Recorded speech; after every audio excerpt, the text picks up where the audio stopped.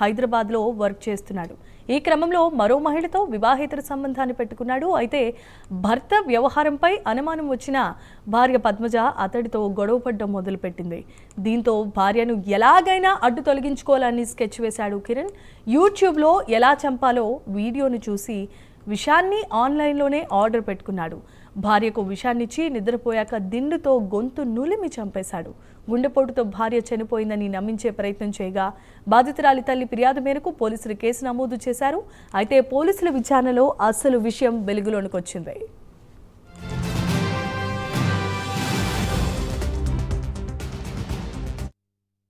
On 30th April మనకు ఒక complaint వచ్చింది. 194 BNSS అంటే అన్యాచురల్ డెత్, సస్పిషియస్ డెత్ అని మనకు ఒక కంప్లైంట్ వచ్చింది. మనం వెళ్ళి ఇన్వెస్టిగేట్ చేసాము.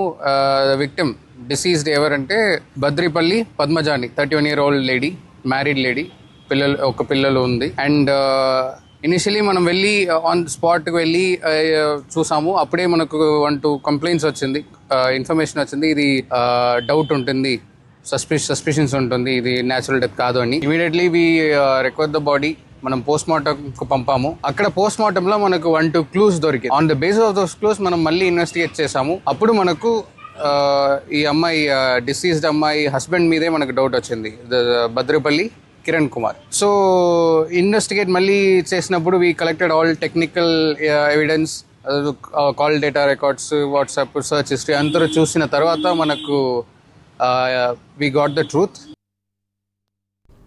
రైట్, ఇక మనం చూస్తున్నాం విజువల్స్లో కరెక్ట్గా కనిపిస్తోంది. ఒక భార్య ఎలా చంపాలో అన్న విషయాన్ని తెలుసుకున్నటువంటి ఆ భర్త ఆమెతో వివాహేతర సంబంధాన్ని కొనసాగించాడు. అయితే వివాహేతర సంబంధానికి అడ్డుగా ఉందన్న భార్యను ఎలాగైనా తొలగించుకోవాలనే ఒక తీవ్రమైన ఆశతో ఆన్లైన్లో విషాన్ని ఆర్డర్ పెట్టుకోవటమే కాదు, విషాన్ని ఇచ్చిన తర్వాత దిండుతో నుదిమి చంపేశాడు. ఈ ఘటన కడప జిల్లా ప్రొద్దుటూరులో చోటు చేసుకుంది.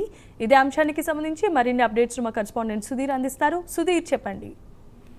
రైట్ చెమీమా, ఏదైతే కడప జిల్లా ప్రొద్దుటూరు పట్టణంలో ఒక మహిళ దాదాపుగా హార్ట్ అటాక్ తో మృతి చెందిందని భర్త పూర్తిస్థాయిలో కూడా అటు బంధువులను అలాగే పోలీసులను కూడా పూర్తిస్థాయిలో నమ్మించిన పరిస్థితి అయితే కనుక ఇప్పుడు పెద్ద ఎత్తున కూడా కలకలం రేపుదని చెప్పుకోవచ్చు. అయితే ముఖ్యంగా ఏదైతే గతంలో కిరణ్ అనే వ్యక్తి అలాగే మరోపక్క పద్మజ అనే ఇద్దరు కూడా పూర్తిస్థాయిలో పెద్దల సమక్షంలో కూడా పెళ్లి చేసుకోవడం జరిగింది. ఈ నేపథ్యంలో తరచూ కూడా ఇద్దరు కూడా బాగా అన్యోన్యంగా ఉన్న నేపథ్యంలో కూడా ఒక్కసారిగా వీళ్ళిద్దరి మధ్య భేదాలు అనేవి బయటపడ్డాయని చెప్పుకోవచ్చు. అయితే ఈ నెల ఏప్రిల్ 30 తేదీ కూడా పూర్తిస్థాయిలో పద్మజ అనే మహిళ దాదాపుగా హార్ట్ స్ట్రోక్ తో మృతి చెందిందని చెప్పి పోలీసులకు అయితే కనుక కిరణ్ సమాచారం ఇవ్వడం జరిగింది. అయితే అటు పోలీసులు కూడా పద్మజ హార్ట్ స్ట్రోక్ తోనే మరణించిందని చెప్పి కేసు కూడా క్లోజ్ చేయడం జరిగింది. అయితే ఈ నేపథ్యంలో పద్మజకు సంబంధించినటువంటి తండ్రి ఒక్కసారిగా నా బిడ్డను కిరణే హత్య చేసి ఉంటారని చెప్పి పోలీసులకు వాంగ్మూలం ఎంత కూడా పోలీసులు మరోసారి పద్మజకు సంబంధించినటువంటి డెడ్ బాడీ పైన పూర్తిస్థాయిలో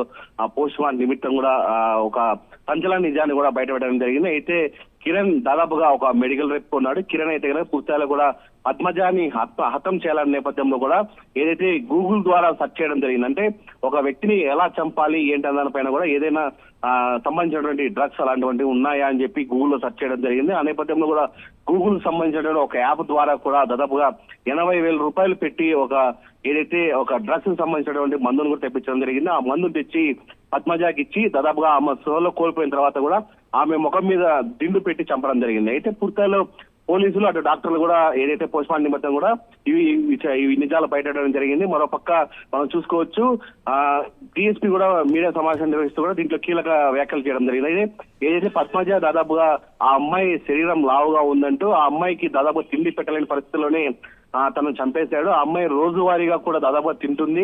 అలాగే ఆ అమ్మాయికి సంబంధించినటువంటి నాకు సంబంధించినటువంటి ఏదైతే జీతం వస్తుందో ఆ జీతం కూడా ఆ అమ్మాయికి తిండికే సరిపోతుందని చెప్పి సంచలన విజయాలు కూడా అటు ఏదైతే ఏఎస్పీ కూడా మీడియా సమావేశం పెట్టడం జరిగింది. అయితే ఈ నేపథ్యంలో పొద్దుటూరులో అయితే కనుక ఈ హత్యకు సంబంధించిన దాని అయితే కనుక ఇప్పుడు పెద్ద వైరల్ గా మారుతుందని చెప్పుకోవచ్చు. కేవలం ఒక గూగుల్ డేటా ద్వారా విషయం తెప్పించుకొని ఆ అమ్మాయిని అయితే కనుక పూర్తిగా చంపిన ఘటన అయితే కనుక ఇప్పుడు పెద్ద ఎత్తున కథనం చెప్తుంది మనం చెప్పుకోవచ్చు మేము. Right. Thanks for the updates and details, Sudhir.